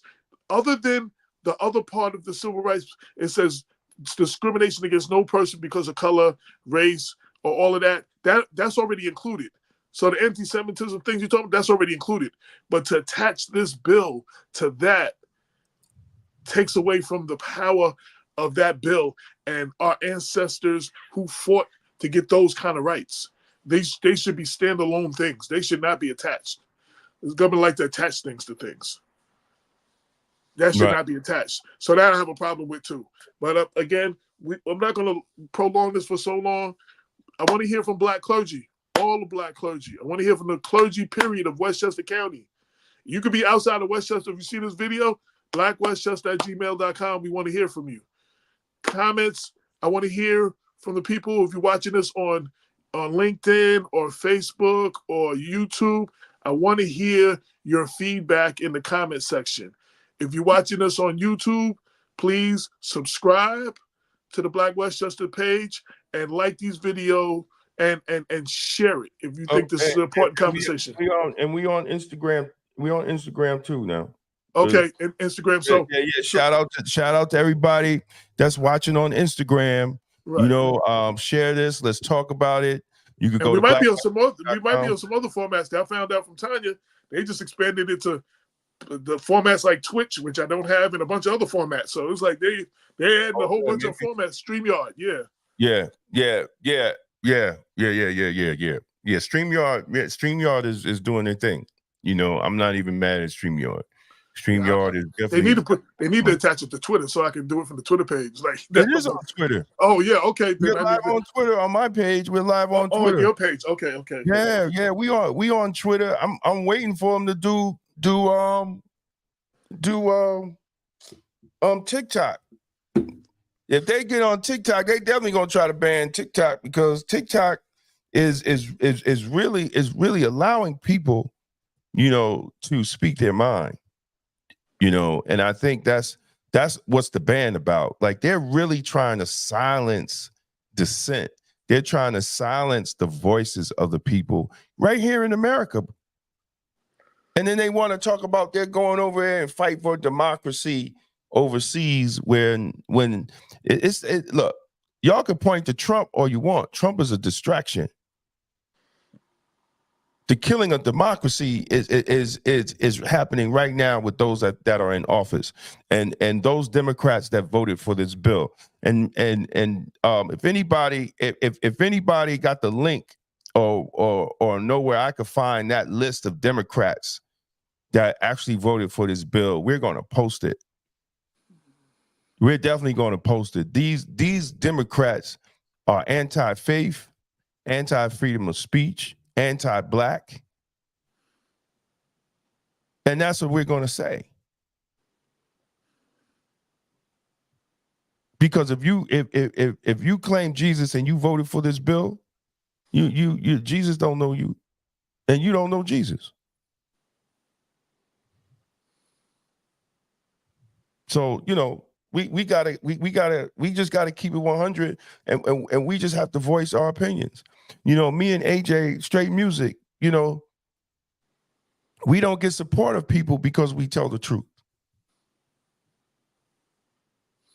We don't get support of politicians because we represent the people. The show is called People Before Politics, not just we're just talking politics. And we give you the show free. You don't have to subscribe to that, and you don't have to pay to watch it. Exactly. You don't have to pay. You don't have to pay even to read the newspaper. You don't have. There's no paywall on the website. Like this is not a get rich scheme for us.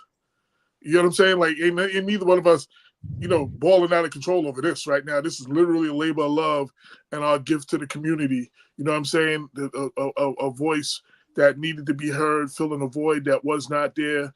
Media from a black lens. You know what I'm saying? Where we give information to the community that don't normally get that information. You know, like I said with the Yonkers Town Hall, you know, go to that. Like we give you that information now. What you do with it is up to you. But we giving it to you for free. Our local major newspaper, Low HUD, you can only read a certain amount of articles a month, and then you hit a paywall. And then some of the really good stories, like they did a good story on us, they put that in the subscribe part. If you wasn't a subscription, you couldn't even read it. You know what I'm saying? The New York Times, you got to go to a certain points, and you have to subscribe. We're not doing that, which could generate revenue for us and keep us going. But we want to make sure the information gets to those who can't afford that. You understand what I'm saying? Because the information always doesn't trickle down to them. So share the videos, share what you like what you see, share it with other people who might not know about it. You know what I'm saying? Like I said, subscribe, like, follow, all of that. And, you know, all on the website and the emails and everything, there's a donation button. Feel free to do that because I tell you, what's that song I said last week? One day, and it might not be long, you're going to look for us and we'll be gone. And y'all will be like, what happened to Black Westchester? What happened to them? Why is there not? Oh, we need a black media voice to do it. We need some black media. You have it right now, so support it. Hey, listen. So we can those who can, so we can continue giving this information free to the people. Right. We can, right. and we don't charge people for interviews. We interviewed a pastor, and I want to say his name. I'm gonna throw him out under the bus today, but he was like, "Yo, do you know if I was to do this with," and he named other media outlets locally, this would have cost me $500-600. We did a one-on-one interview with him because he has some stuff to express. We went to his office and everything. Yo, they're charging people, other outlets are charging people to even appear. So, you know what I'm saying? If you ain't got the money, you can't get the word out. And Brenda, yes, yeah, that's a great idea. I'm going to post Republicans and Democrats who voted for the bill. So everybody should know. You know, I said that because I'm particularly worried about these Democrats because Black people, we haven't understand like when you go when you go to a financial advisor, what does he tell you? He said you need to diversify your funds, right? You can't put everything in one account, right? Move your money around, right? We don't do that when it comes to politics. We just stay in the Democrat account. We don't invest in the Republican account. And that's the problem why the party doesn't change, because we don't invest in that. You know, I'm not saying I agree with them stuff, but if you don't have Black people pushing and them relying on Black people to win, they're not going to change, because we once were Republicans. I don't understand how people forgot that. It just took one bill to change the changes over to Democrats. One bill to change us over to Democrats. So we need to diversify. We need a plan of attack, because if we're not going to do that, then guess what? We ain't gonna get nothing. We're not going to get nothing. See, they nervous now because why? Because a lot of people are saying, you know what? I'm going to vote for Kennedy. I'm going to vote for Cornel West. I'm not going to vote for Biden. So the first thing they're going to tell you, well, if you do that, Trump's going to win. So they try to talk you out of making a choice because you have choices. So I think how our understanding of politics as Black people, and then they use radio hosts, they use movie stars, they use all these other people, you know, to get you in a fixed mindset about politics. I don't care what party the person is, as long as they're addressing it's about your interests. Y'all have made it about party. And we haven't changed. People get mad when I say that. We own less land than we did in the 60s. And that's my plan, because they stole a lot of it. But yeah. Well, it's not even that. I'm talking about just home ownership. Period. Just home ownership. We own less property now than we did before. I said, and they stole some of that. Right. Black farms are not even getting help from the government. We're the only ethnic group of people in the United States that don't have a food chain, that we can track our food from the farm to the table. And that's by design. Right. All other ethnic groups can. We can't. And we wonder why we're filled with disease and sickness in the Black communities, because everybody else is selling in the Black community but Black people.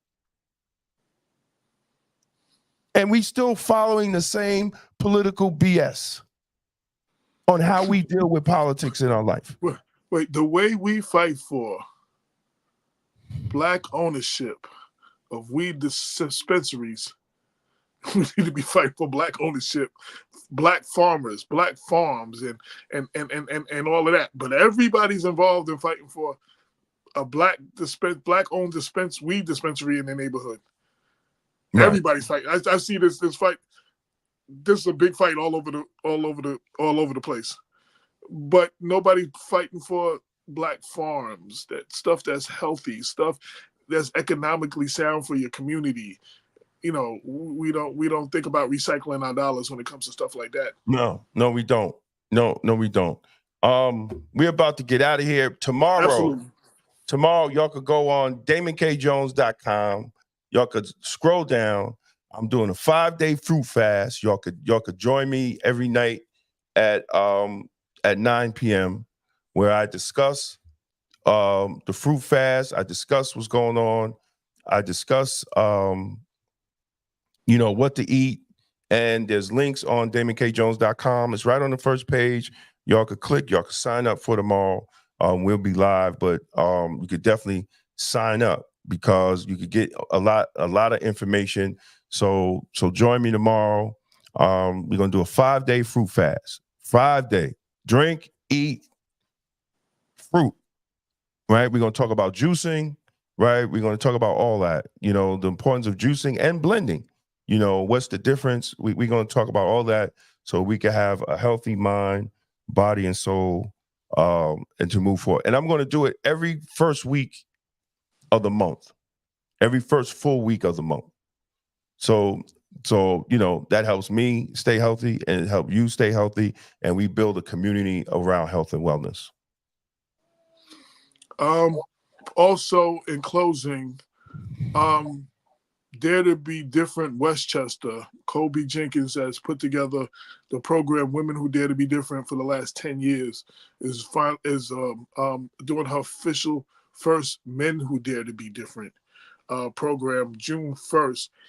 And Damon and I are being honored. The flyer will be all over the website, all over our social media, so check that.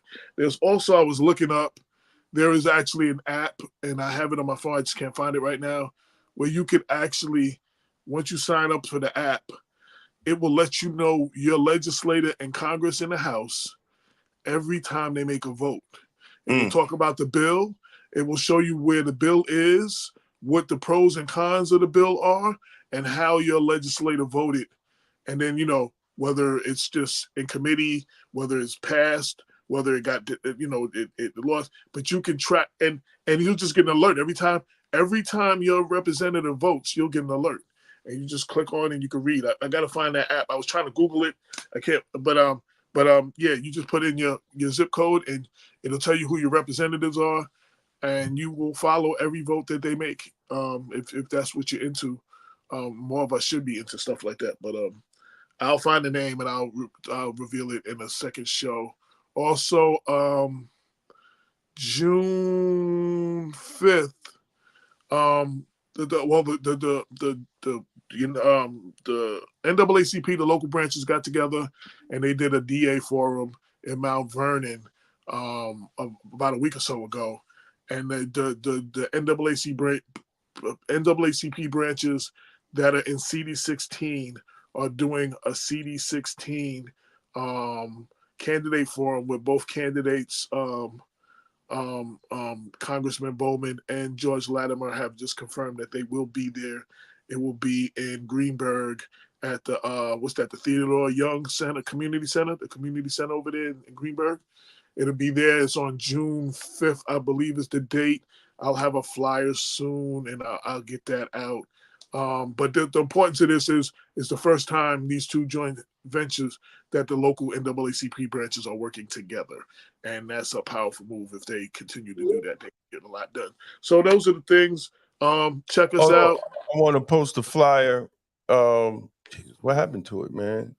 Also, I did a shout out to Tanya, and on the Town with Tanya. She supports us. She's had me on her show a few times discussing my books. I was just on there earlier. The video you can watch on my Facebook page, and it'll be on Black Westchester later. So check that out and support her show too. She's doing great work. So if you want to support us and you want to come out, I'm not sure how much are the tickets. But if you want to support us, I think they were like $50 or something. Yeah. If you want to support Black Westchester, come out. And this is the first annual Men Who Dare to Be Different. And yeah, brother, Lenny Green from WBLS is getting the Atlantic Star Legacy Award. Atlantic Star out of Greenburgh. Shout to them. Yep. Our legislator AJ Woodson Samuel is also among the honorees, and you'll see all the other names of the honorees on the flyer. So support that. I believe Kobe said we will actually have tickets. So right. So we will have physical tickets. If you want tickets, contact us. So you can sit at one of our tables and come support us and support this great event. This is the first one she's doing for men. So she's done women for 10 years. Yeah. She's been doing the women for 10 years and it's been great. So definitely come out. We're gonna have tickets. And we definitely want to support. I'm excited because this is a wonderful thing, and that me and AJ is being recognized as men who dare to be different. Shout out to Kobe. Shout out to Kobe Jenkins. Yeah, shout out to Kobe Jenkins and her whole crew. There's a whole team that's involved in that, not just her, but she's the main person. And I just want to applaud her because I know the work it takes out of her to put this together every month. Every year just for the women. And now she just added the men, and she puts her all into it. And I'm thankful that she recognizes us. So and then we are being honored as in the first first annual men's one.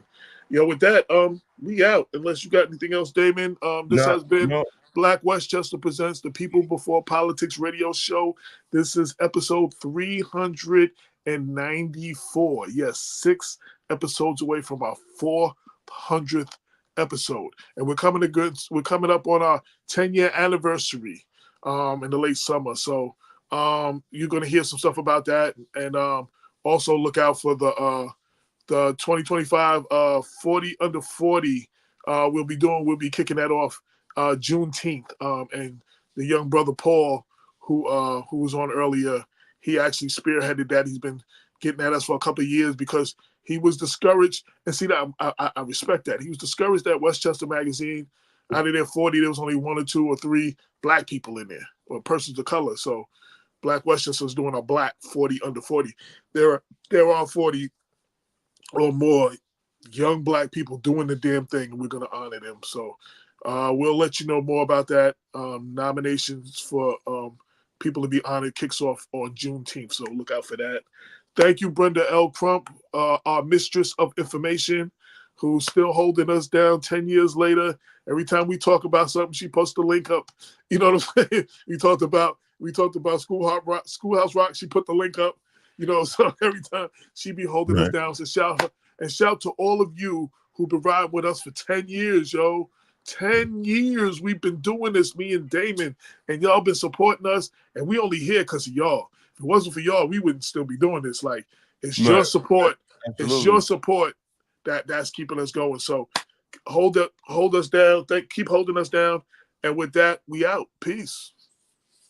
Peace. 22 million black victims of Americanism are waking up, and they're gaining a new political consciousness, becoming politically mature. And as they develop this political maturity, they're able to see the recent trends in these political elections. Any minority that has a block of votes that stick together is in a strategic position. Either way you go, that's who gets it. You're in a position to determine who go to the White House and who stay in the doghouse. You're the one who has that power. You and I have never seen democracy. All we've seen is hypocrisy. Today, and look around America, we see America not through the eyes of someone who has enjoyed the fruits of Americanism. We see America through the eyes of someone who has been the victim of Americanism. We don't see any American dream. We've experienced only the American nightmare. We haven't benefited from America's democracy. We've only suffered from America's hypocrisy. And the generation that's coming up now can see it and are not afraid to say it. Yo. Yeah, that was a good show, man. Oh, wait a minute. I got to end the screen.